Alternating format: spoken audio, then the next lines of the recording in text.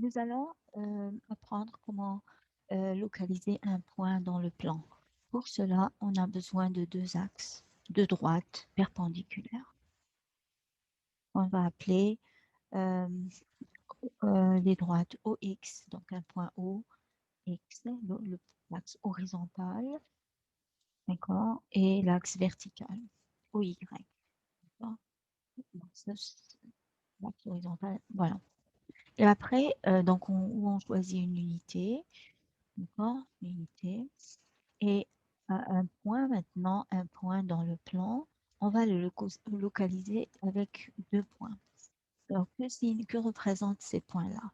Si je regarde la projection de mon point orthogonal à l'axe des Y, j'ai cette distance-là. Ça représente la plus courte des distances. Supposons, donc ça va, cette plus courte des distances, on va la calculer et ça va être le nombre, valeur absolue de A. C'est ce A-là que je vais mettre ici. D'accord? Et, et c'est exactement, si je regarde avec une projection verticale, donc, cette distance, donc je la retrouve là. Et donc, c'est mon nombre A que je vais mettre là. D'accord? Ici, mon A est positif parce que je suis là dans cette partie-là du plan et j'ai orienté mon axe X ici de 0, donc vers les valeurs positives ici. J'ai choisi cette direction. Et donc, les choses vont être comme ceci. B, le nombre B, lui, alors, on regarde la distance, donc cette distance verticale aussi, d'accord? Celle-là, c'est la distance. Donc, je vais dire que A, la valeur absolue de A, c'est la distance de B à l'axe, d'accord? À l'axe de, des Y, d'accord? Et valeur absolue de B va être la distance de mon point à l'axe des X, d'accord? Voilà.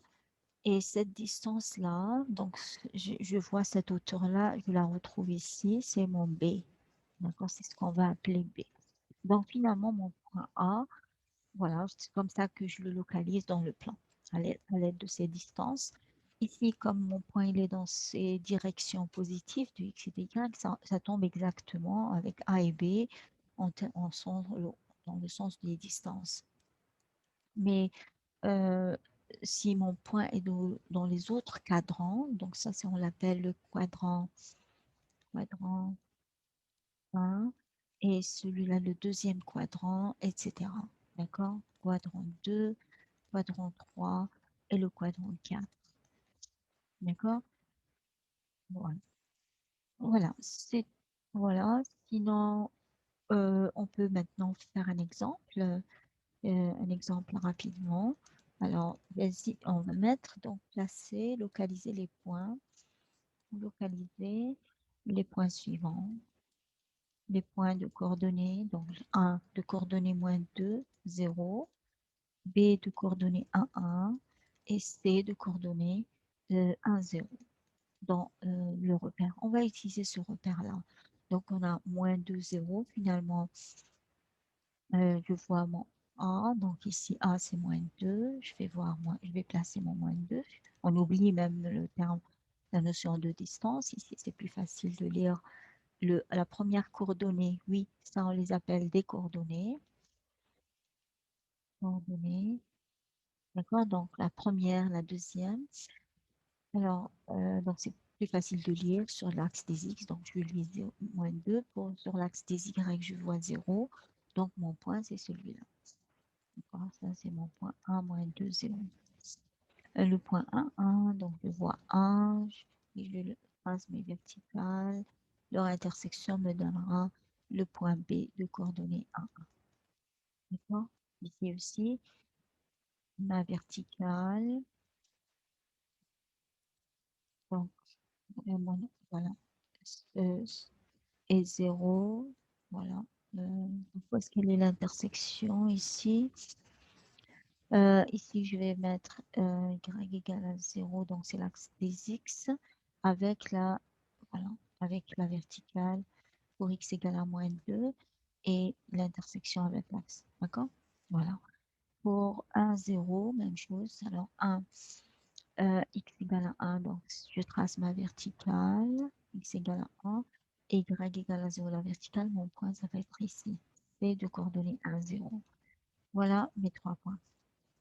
Je peux m'intéresser à la distance entre 2 points. D'accord, allons-y, on va voir ce que c'est que la distance. On montre ici au théorème de Pythagore que AB, la distance, d'accord, distance de A à B, elle est donnée par la racine carrée de x, la différence des abscisses, plus la différence des ordonnées. Donc on utilise, on la retrouve en utilisant le théorème de Pythagore. Donc l'application directe ici, donc on aura la racine carrée, donc xb c'est 1 moins xa c'est moins 2 au carré, plus yb c'est 1 moins YA, c'est 0 au carré. Et donc, vous aurez racine 3 carré plus 1 au carré qui est égal à racine de 10. Vous pouvez me poser la question, est-ce que j'ai un triangle rectangle? ABC est un triangle rectangle. Essayons de voir. Rectangle. Bon, ici, visuellement déjà, on peut s'attendre à ce que mon triangle rectangle soit droit en le sommet C. D'accord? Donc, c'est ici que je vois mon angle. D'accord? Et donc, je vais utiliser le théorème de...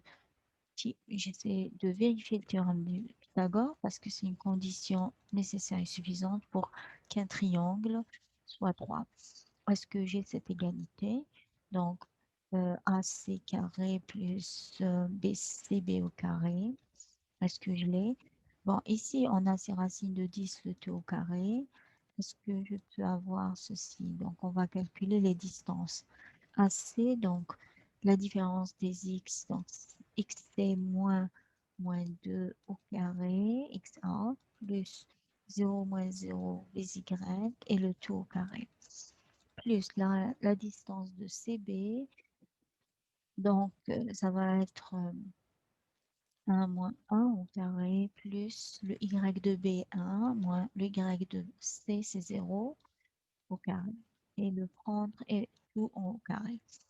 Ben, ici, ça va me donner finalement la racine de 3 au carré, le tout au carré, plus ici, l'autre, c'est 1 au carré, la racine, le tout au carré. Donc, 3 au carré plus 1 au carré qui est égal à 10. Ce qui est vrai. D'accord? Donc, c'est vrai. Et ABC est rectangle. ABC est rectangle. Et droit, plutôt, on va dire plutôt qu'il est droit.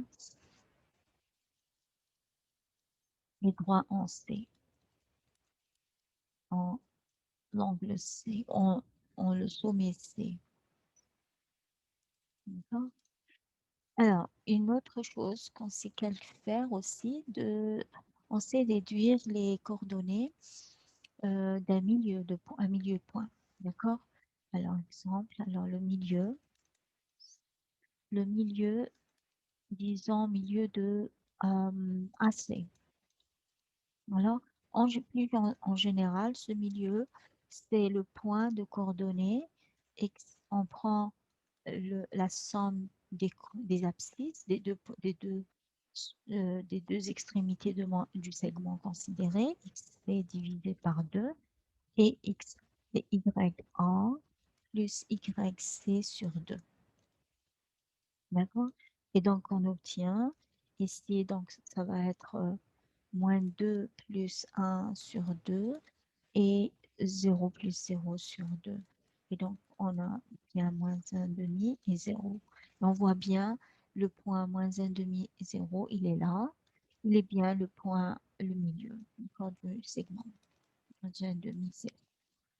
Voilà, donc les outils de base, comment localiser un point dans le plan, utilisant les axes de coordonnées, la distance entre deux points et trouver le milieu